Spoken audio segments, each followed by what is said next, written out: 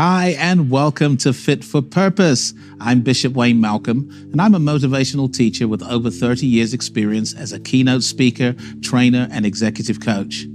Now, we are halfway through this series of discussions on Christian business and entrepreneurship. The series began with us looking at business as ministry. And last week, we explored business excellence. If you've missed any of these episodes, you can watch them back right after this on demand. Today, I want to explore business as a lifeline. There's a lot to cover today, so let's not waste any more time. Let's join my guests over at the table to get started.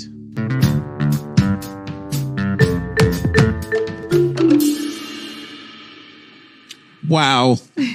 I really feel honored, to be with some of the finest people on the planet, God's people, kingdom people, entrepreneurs. Of course, I know you both. I know that you're both from Birmingham. I know that we're dealing with the north-south divide here and leveling up across the country. But please do introduce yourself to our guests, our audience today. Now, Anthony, tell us a bit about yourself, who you are, and what you do. So Anthony Howe, husband of one, father of five, and financial literacy coach to many. Wow, financial literacy coach. Yes, what does that involve? It involves teaching people about money, how to make money work for them rather than them working for it. And you're actually a Christian? I'm a believer, yeah. You're allowed to talk fully about fledged money? Christian, yeah, absolutely. Oh, that's refreshing. Thank you ever so much. Raj and Anthony, thanks for joining us today. Well, you know, our big theme today is business as a lifeline, because I think it's possible to look at an entrepreneur, right? Someone that starts an enterprise, whether it's in the voluntary sector or the private sector, and not quite appreciate the value that you create for others.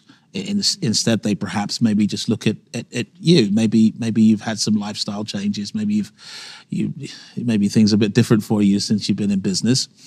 But I think fundamentally, entrepreneurship is really about creating value and making that value available to people who are in need, people that have problems or that are really struggling. And this I'm finding is a common theme amongst believers who are primarily in business to make a difference. Now, sometimes to make that difference, you have to make a profit. So it's not that we're careless when it comes to crunching the numbers, but you primarily went into business to make a difference. And it's a common theme that I'm seeing that you want to help others, who are still struggling with the things that you survived. You want to show them how they can get out, how they can get through. And that's the driving force behind this enterprise that you set up, which we're going to talk about more in just a few moments. But for yourself, Anthony, what are the drivers? What made you say, I'm going to go into business?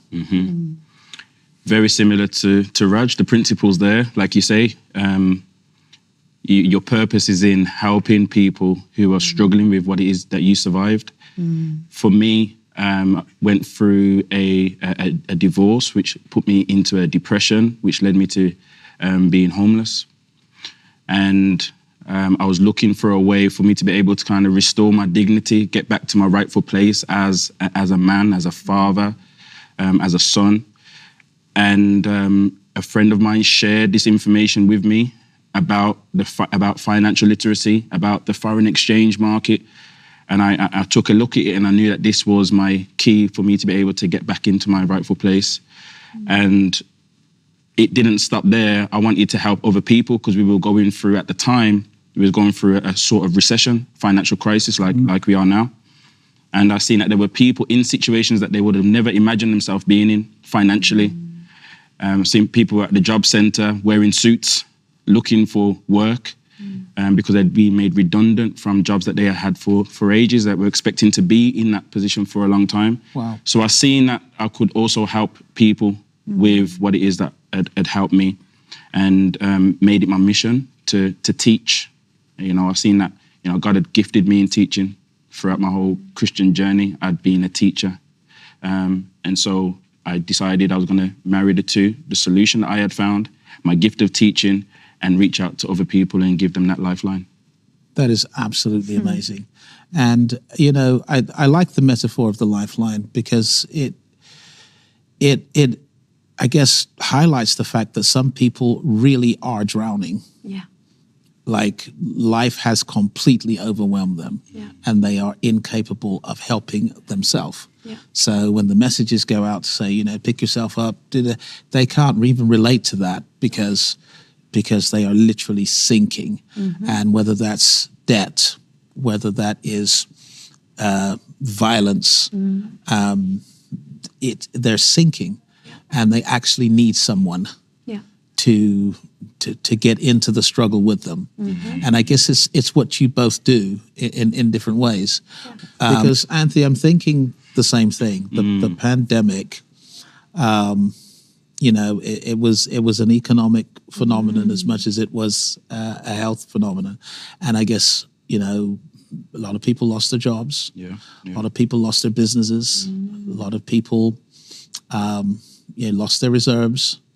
There was some legislation to protect people losing their homes, but whenever that was lifted, a lot of people getting evicted. How much desperation were you seeing in the community, and are you seeing in the community as a result of these years? A lot of desperation, Bishop. I think what's happened is, you know, as humans, we're emotional beings. And when you're in a situation where you're in lockdown and you're limited in what you can and can't do, you're making decisions that are not necessarily the best decisions for you. So people were digging themselves a hole financially. They were already making bad decisions, but with the lockdown, that got accelerated, that got compounded.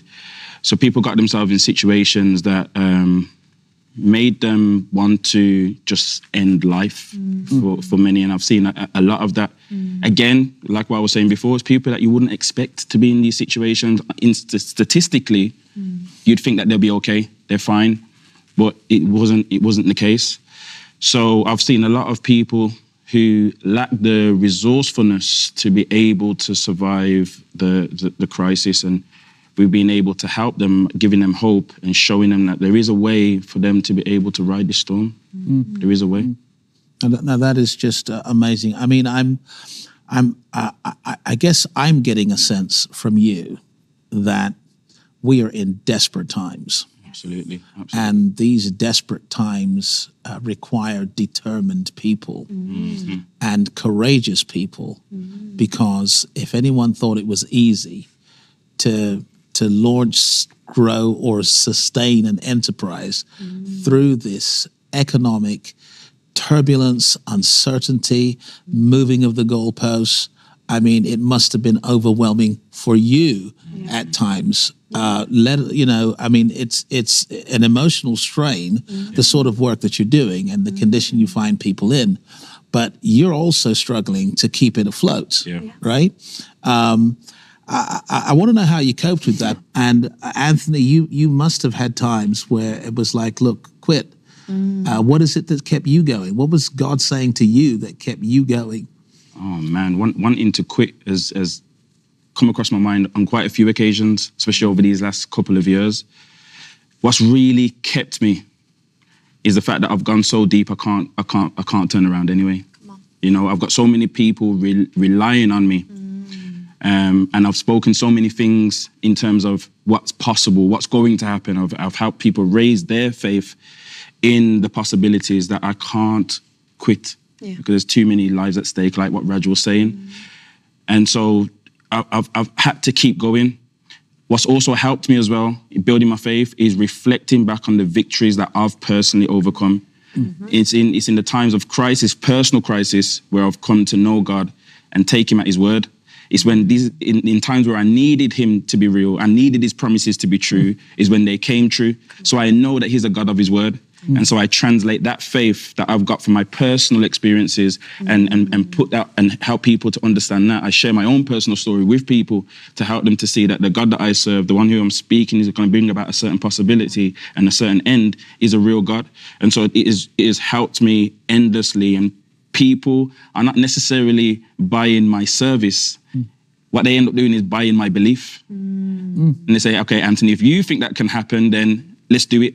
They don't necessarily believe it themselves, but they see that what God has done for me, if he can do it for me, then he can do it for them. Yeah. And I think it's wonderful that you both, in your own ways, model the services that you offer because you needed them yourself at some point. Yeah. And so this is not, some sort of business that on paper looked like a good opportunity. This is your story, and you're just making this available to others. Do you feel like your business has literally saved people's lives? I know it. I know it has. I know it has. Numerous testimonies have come in. People that I don't even know who I've connected with over the internet during the lockdown have messaged me and thanked me for being able to giving them hope.